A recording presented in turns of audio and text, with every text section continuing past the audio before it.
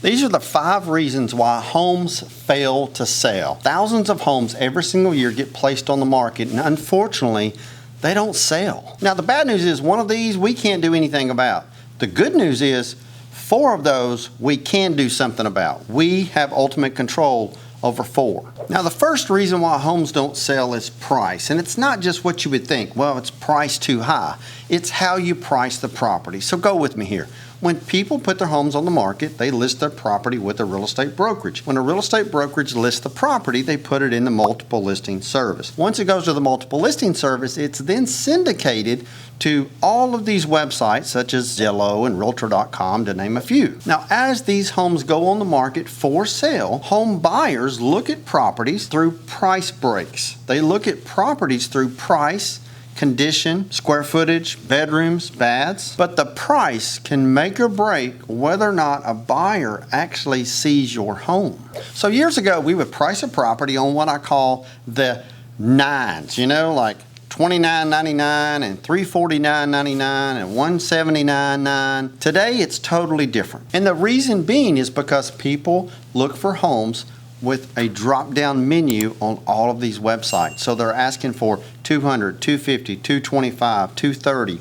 Those price breaks are in the zero. So for example, if you price your property at $349.9, you'll get people that will look with a cap of $350. And you're probably thinking, what's wrong with that, Wayne? Cap it at $350. If somebody's looking between $275 and $350, they're going to find my house, right? That is correct. However, pricing it this way will have more people looking at your property. If you price your property at $349.9 and someone is looking on the website and they're looking for a property that's $350 to $400 or $425, they're not going to see your property. See, if you price your property at $350 or $250 or $450, you're going to get people looking from $450, $250, $350 and higher, and you're going to have people looking below that at say $275 to $350. So it's so important when pricing your property to make sure you price it at the break that the real estate websites read. This one little simple trick would allow your home to be seen by thousands of more potential buyers. And of course, ultimately resulting in a faster sale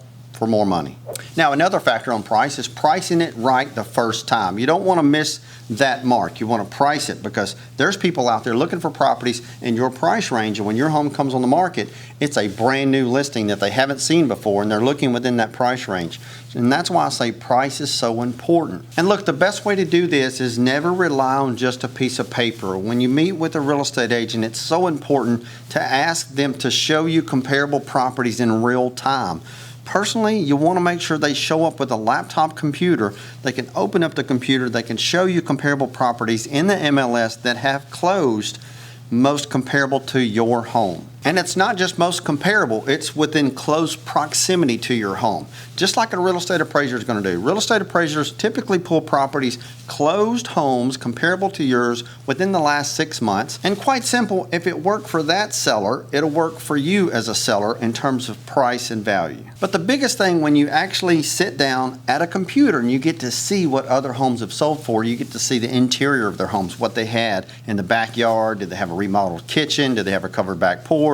Was the yard fenced? You need to look at all of those details. And at the end of the day, you as a homeowner make the best informed decision on price. It's your home. With all of that data, you can make the best informed decision.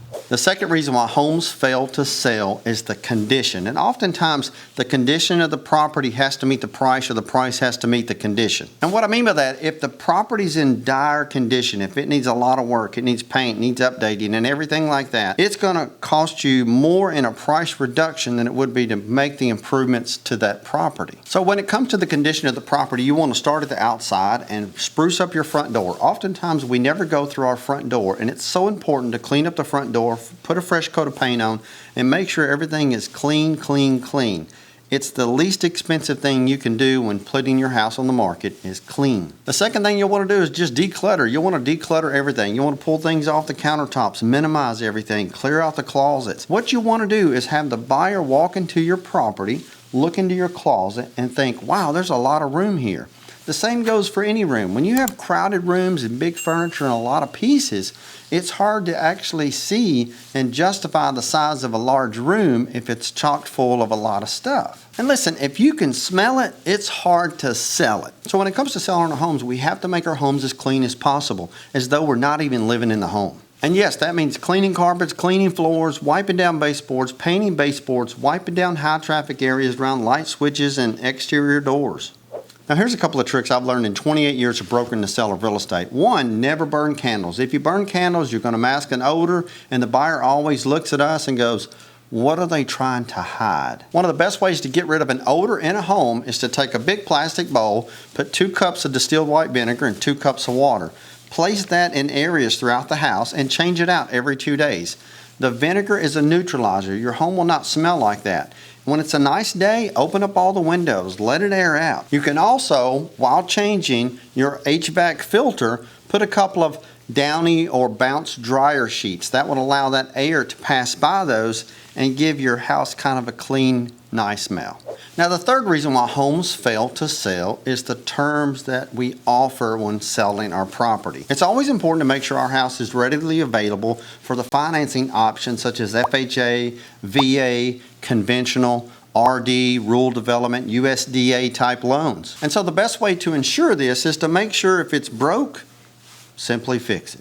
One of the biggest mistakes that I see people make when placing their homes on the market is promoting and advertising the property as is. Regardless of whether or not you're going to fix anything or not, when you market and promote a property as is, unless it's just absolutely deplorable condition, you don't want to market it as is. And the reason for that is a buyer sees as is as a huge piece of work. And although it may be a huge piece of work, most buyers don't typically want to tackle that without getting a really good deal. So instead of putting as is, put fixer upper, handyman special. Do something like that. But when you say as is, you're letting a potential buyer know that you're not fixing anything. And if you're selling a property that way, you have to know that once you put an as is on it, you're really just going to limit yourself to those cash buyer investors. Now, it's important to know that all buyers reserve the right to inspect a property. Now, after they inspect the property, if they don't like what they see, they can bring that to your attention as the seller and say, look, I still want to purchase the property, but I need these items fixed. At that point, you can say, well, look, if I kept the property, would I fix it?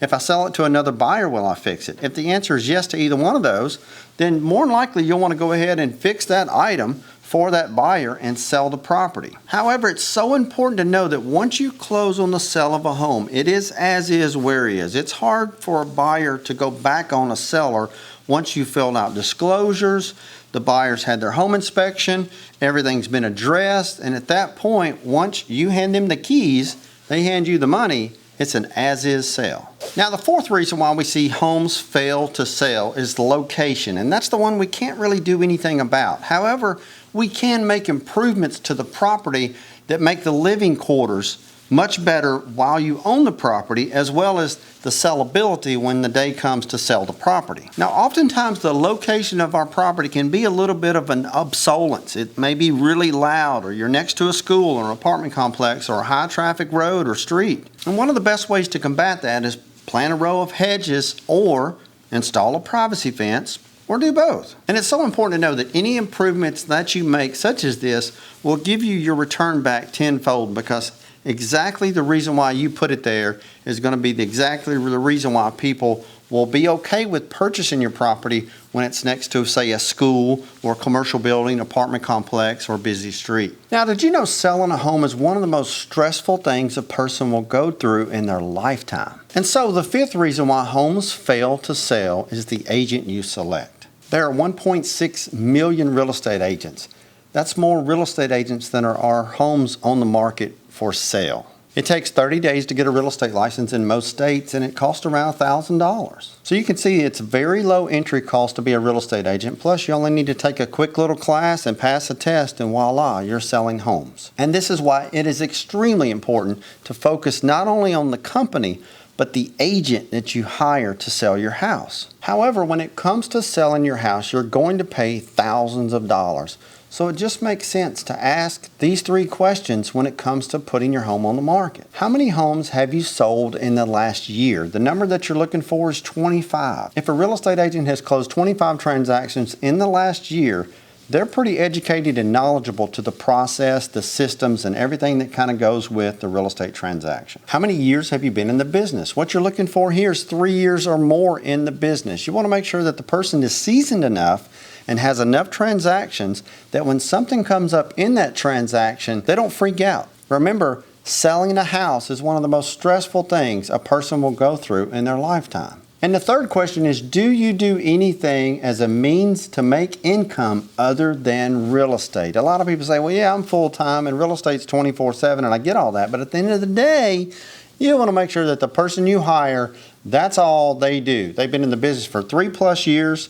They've closed a minimum of 25 transactions in the last year, and they don't do anything else but sell real estate to provide for themselves, their family, and their lifestyle. So to sum it up, it's price, condition, terms, location, and the agent that you select. You want to make sure you price it properly and price it where it's seen by the most amount of buyers. The terms, you want to make sure it's readily available. FHA, VA, RD. If it's broke, fix it. The condition, you want to make sure it's clean, clean, clean. When in doubt, clean and clean again, declutter, wipe everything down, and make sure it smells great. The location, you can't do anything about it, but if there's a neighbor that's a disturbance or if it's in a busy area, plant some shrubs and put up a privacy fence. And when it comes to hiring a real estate agent, don't be afraid to ask the questions.